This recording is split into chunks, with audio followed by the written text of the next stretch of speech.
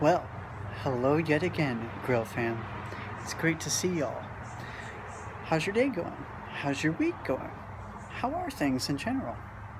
I hope they're going well. Now, I know what you're thinking. Not the typical opening for an episode. And what I'm about to do isn't also typical for the beginning of an episode. I'd like to show you a little bit of the sky, if I can. So, by the way, hello, I am Weston Scribner, and this is yet another episode of Grilling with a cup to be revealed. Take a look at that. Let's focus. Oh yeah. Just a little tints of the purple and yellow gray hues. Hopefully those are coming out. If not, my goodness, what a glorious sky. But it's always glorious, FYI. So right, what am I drinking? You're probably asking. Well, you're in luck, because it is a fantastic tequila full of water.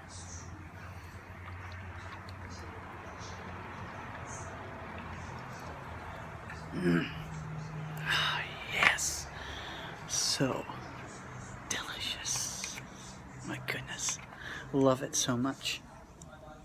And I am grilling tonight 4 strips of luscious, I think they were chuck rib steaks. So let's appreciate the majesty. Look at that. Just, oh, look at that. First piece, second piece, third piece, and fourth piece. All grilling in heated glory. Isn't it beautiful? Now, I'm gonna flip him one more time. Maybe 2 more, but here goes. Once, twice, thrice, and fourice? Quintice? Something like that. There we go. They're simmering. I'm gonna turn up the heat just a little bit. Just a little bit. And there we go. Now, this is the time of the show where we talk about something.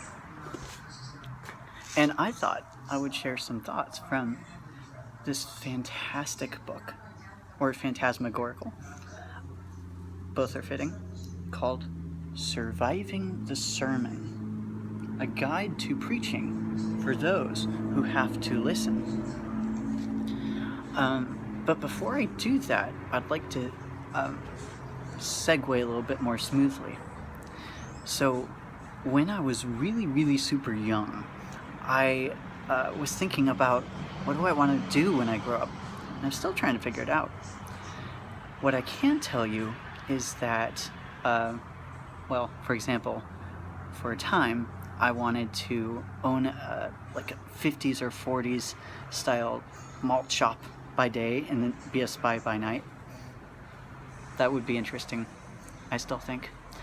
But as well, I also wanted to be really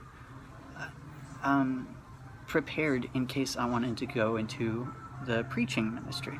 So I thought to myself, I need to become as skilled in as many possible areas with regard to that as possible. I need to become as knowledgeable as I can about the Bible, about church history, about all sorts of different disciplines: theology, philosophy, psychology, politics, ethics, aesthetics, the arts, and so on and so forth. I didn't have the word at the time, but what I was looking for was a very eclectic and holistic approach to all of it. So I've been studying a lot about how to craft sermons.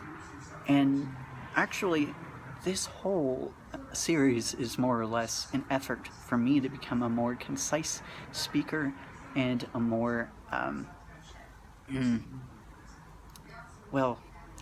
have more content in the short amount of time that I have to speak.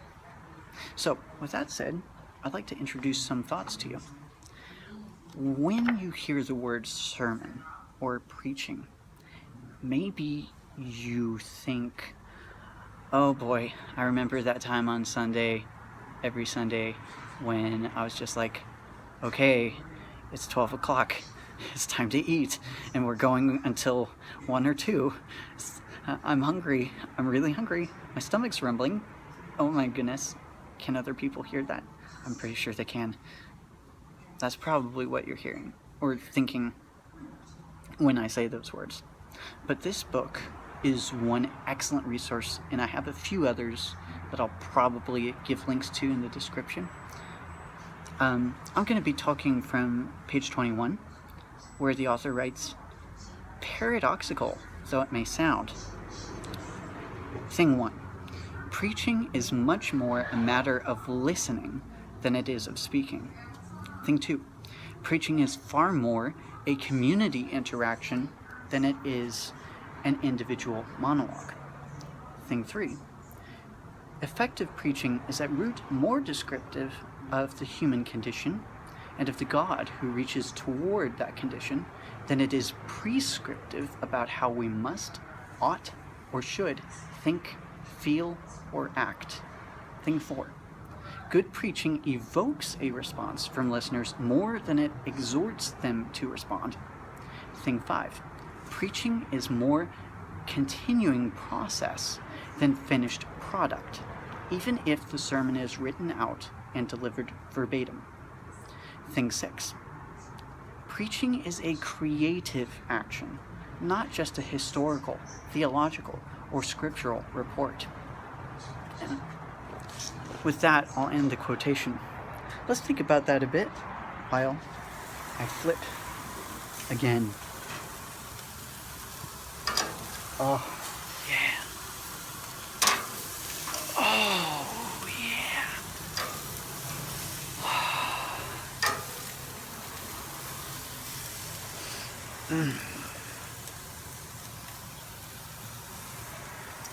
All right. Probably give that a minute more to go. Let me single out a few of those points to talk about, because even though I want to talk about each of them in detail, I only have a little bit of time. So what I'd like to say is, I think I agree with the author. Preaching, ideally, should be more like something that evokes a response rather than says do this, do that, or don't do this, don't do that. I like to think of, it's really funny because I come from this restoration movement kind of background, and I've found it kind of funny ever since studying sermons that we don't really look at like Acts 17 or other passages like that where, or like the first sermons where, and I find this interesting too, they don't really like end with an altar call per se, or the 5 steps of salvation, or other sorts of things like that. It's more like, I'm going to notice things about your culture, and I'm going to invite them into this dialogue, and I'm going to say my thing, and hopefully I say it well enough, and I'm just going to leave it for you to decide what to do with it. And so it's important to make the message as impactful as possible so that people are going to be like, what do I do with this? How does this affect my daily life? I think one of the best sermons I ever watched was from Mr. Rob Bell, where this whole time he had this dude pretending to be an ancient priest standing up, and by the end the priest sits down. But the message is about a lot of things. I'll include a link in the description but especially about, well, the generic idea of Jesus Christ being the high priest, and whenever he did all he was going to do, all the old covenant priests could sit down. And there's a sense in which even Christ sits down, if you combine it with another understanding of God rested on the seventh or Sabbath day, and then like time is not the same with God as it is with ours, and a lot of kind of things like that. But anyway, I hope I've given some things to think about. Oh, and lastly, one more thing.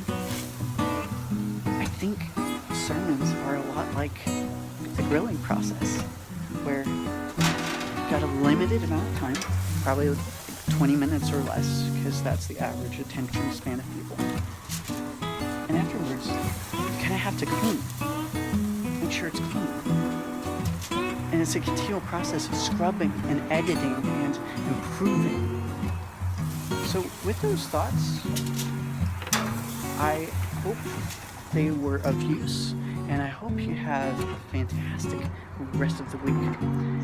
If you'd care to do so, please like and subscribe and share with your friends. Until then. May the force of God be with you, and may the odds be ever in your favor.